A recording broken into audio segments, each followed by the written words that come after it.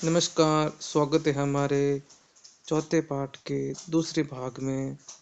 आज शुरू करते हैं हमारे चौथे पाठ का दूसरा भाग। आपने यदि चौथे पाठ का पहला भाग नहीं देखा है तो सबसे पहले उस भाग को देखिए, फिर इस भाग को देखिए, तभी आपको समझ में आएगा, वरना आपको समझ में नहीं आएगा। इसकी सबसे अब शुरू करते हैं मानव पूंजी और आर्थिक समृद्धि। मानव पूंजी यानी जो किसी देश की मानव पूंजी, जैसे शिक्षक हो गया, डॉक्टर हो गया, इंजीनियर हो गया, वकील हो गया, ये सब अपनी अपनी अलग अलग सब प्रकार की सेवाएं प्रदान कर रहे हैं और देश की ग्रोथ में अपना योगदान दे रहे हैं।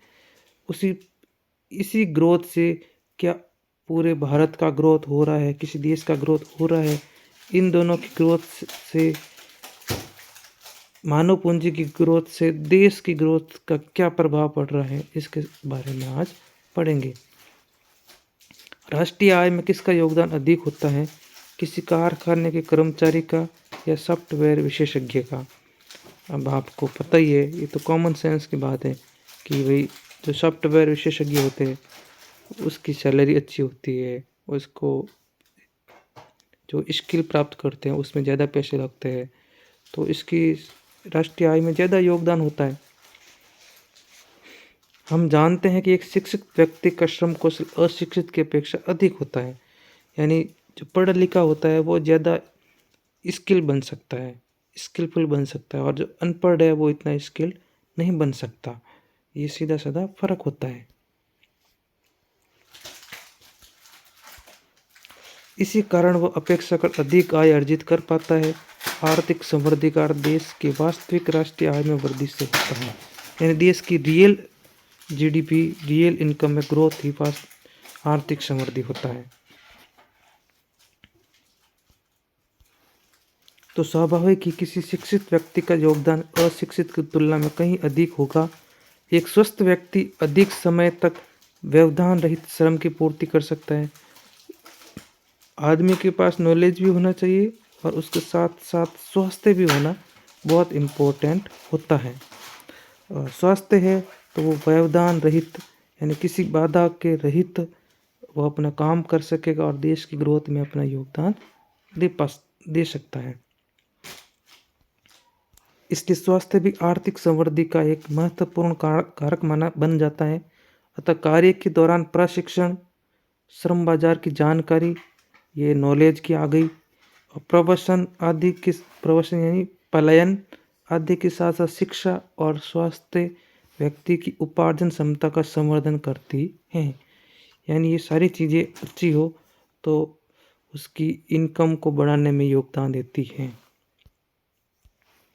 मानव की संवर्धित उत्पादकता या मानव पूंजी न केवल श्रम की उत्पादकता को बढ़ाती है, बल्कि साथ ही साथ परिवर्तन को प्रोत्साहित कर नवीन प्रौद्योगिकियों को आत्मसात करने की क्षमता भी विकसित करती है।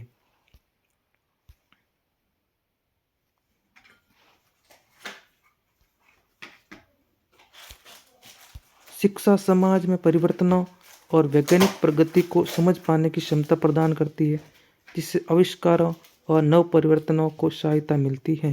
यानी पढ़ा लिखा होगा वही समाज में चेंजेस होंगे, जो वैज्ञानिक प्रगति हुई है उसको समझ पाएगा। अनपढ़ तो ये समझ पाएगा नहीं, और समझ नहीं पाएगा तो देश की ग्रोथ में इतना योगदान नहीं दे पाएगा। इसलिए अच्छी मानव पूंजी बनाने के लिए मानव का पढ़ा लिखा होना, स्वास्थ्यवर्धक होना, जानकारी से युक्त होना, ये सब चीज़ें बहुत इम्पोर्टेंट होती है।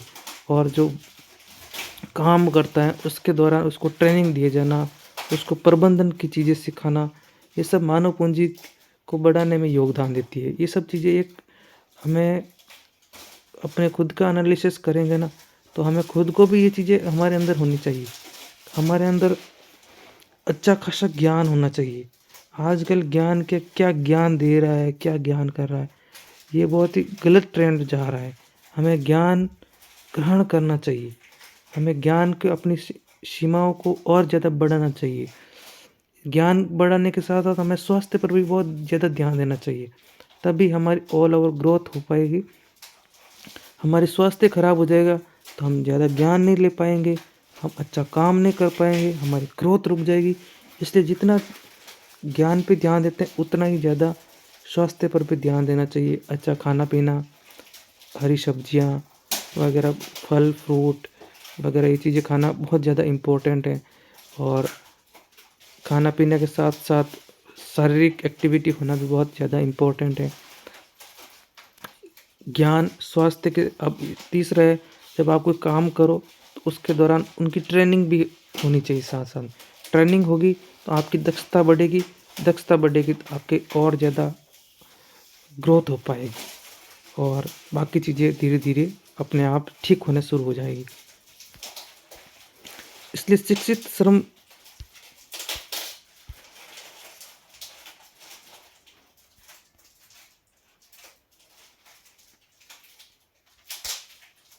इसलिए शिक्षित श्रम की शक्ति की उपलब्धता नवीन प्रौद्योगिकी को अपनाने में सहायक होती है। मानव पूंजी की वृद्धि के कारण आर्थिक समृद्धि होती है। इसे सिद्ध करने के लिए व्यावहारिक साक्ष्य अभी स्पष्ट नहीं है। इसका कारण मापन की समस्या हो सकती है। उदाहरण के लिए स्कूली वर्षों की गणना, शिक्षक शिक्षार्थी अनुपात, नामांकन दर आदि के आधार पर शिक्षा का मापन उसकी गुणवत्ता को आर्थिक रूप से व्यक्त नहीं कर पाता है। अब ये इससे बहुत ज़्यादा इम्पोर्टेंट क्वेश्चन दिया, मतलब पॉइंट उठाया है, क्या मानव पूंजी की वृद्धि और आर्थिक समृद्धि, यानी मानव पूंजी की वृद्धि से ही आर्थिक समृद्धि होती है। अब इसको कैसे नापोगे आप, कि मान लो आपने स्कूली वर्षों में कितने पैसे खर्च किए, शिक्षक शिक्षार्थी क्या अनुपात रहा, नामांकन दर क्या था, अब जो इस पे बच्चों पे इन्वेस्ट किया, क्या वो इन्वेस्ट वापस हमारी ग्रोथ पे आ रहा है। इसको नापना बहुत मुश्किल है, कोई ऐसी विधि नहीं बन पाई है जिससे ये पॉसिबल हो कि ये चीज़ें नाप सके।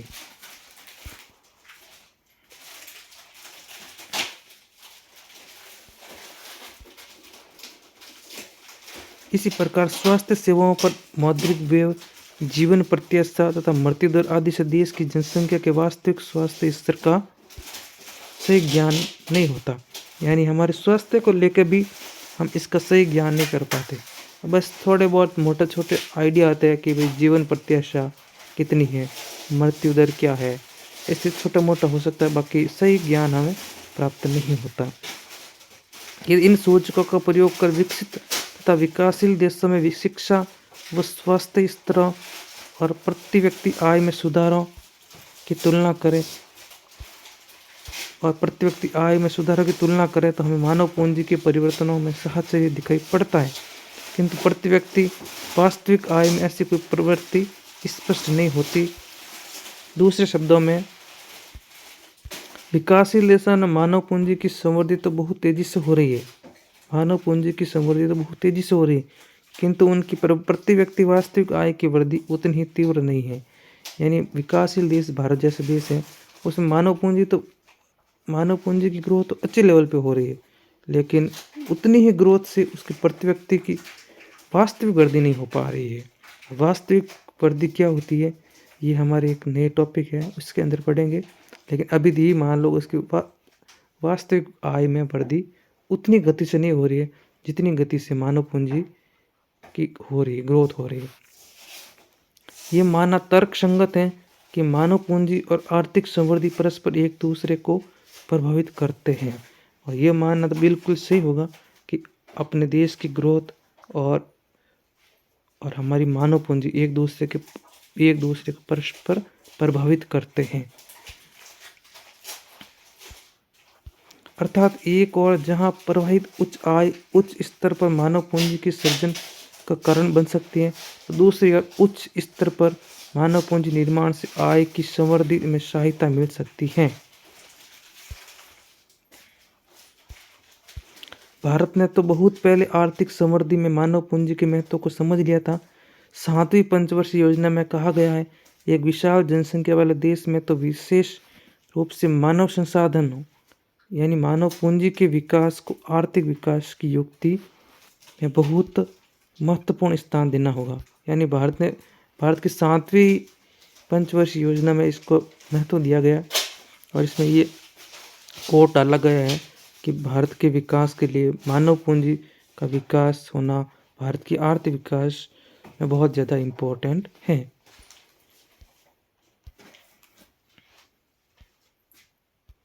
जनसंख्या अपने आप में आर्थिक समृद्धि को बढ़ाने वाली परिसंपत्ति बन जाएगी।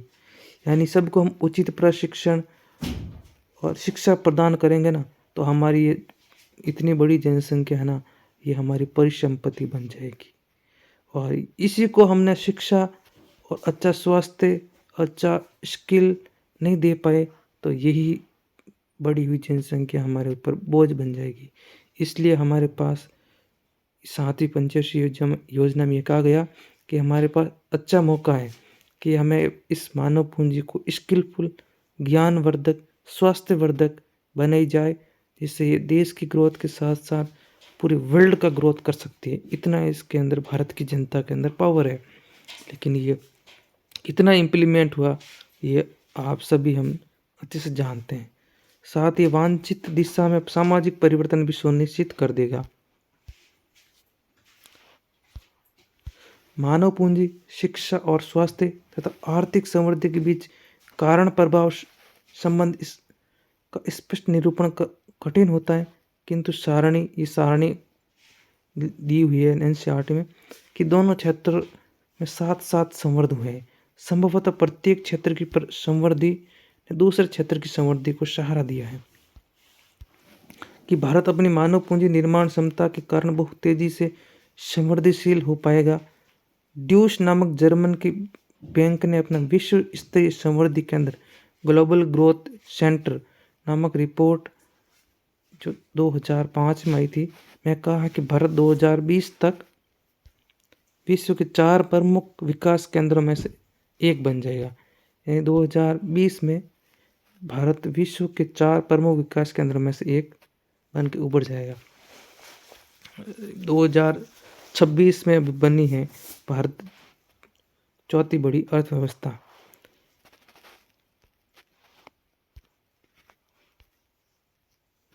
आगे कहा गया हमारी व्यावहारिक, अभी बीच में कट गया है, सबसे महत्वपूर्ण कारक है सकल घरेलू उत्पाद की वृद्धि में मानव पूंजी की वृद्धि का निर्णायक योगदान रहता है। भारत के संदर्भ में इस रिपोर्ट में आगे कहा गया कि हमारी आशा है कि 2005 से 2020 की अवधि में भारत में 7 वर्ष से ऊपर शिक्षा की औसत वर्षों में 40% की वृद्धि संभावित है। विश्व बैंक ने अपनी एक ताज़ा रिपोर्ट भारत और ज्ञान, अर्थव्यवस्था, शक्ति और अवसरों का सदुपयोग, ये रिपोर्ट है, में कहा है कि भारत अपने आप को एक ज्ञान आधारित अर्थव्यवस्था में परिवर्तित कर सकता है यदि ये भी उतने ज्ञान का प्रयोग करे जितना आयरलैंड करता है। यानी आयरलैंड को विश्व ज्ञान अर्थव्यवस्था का श्रेष्ठ प्रयोग करने वाला देश माना जाता है। तो निश्चय ही भारत की प्रति व्यक्ति आय 2020 में वर्तमान अनुमानों में 1000 अमेरिकी डॉलर से बढ़कर 3000 अमेरिकी डॉलर हो सकती है।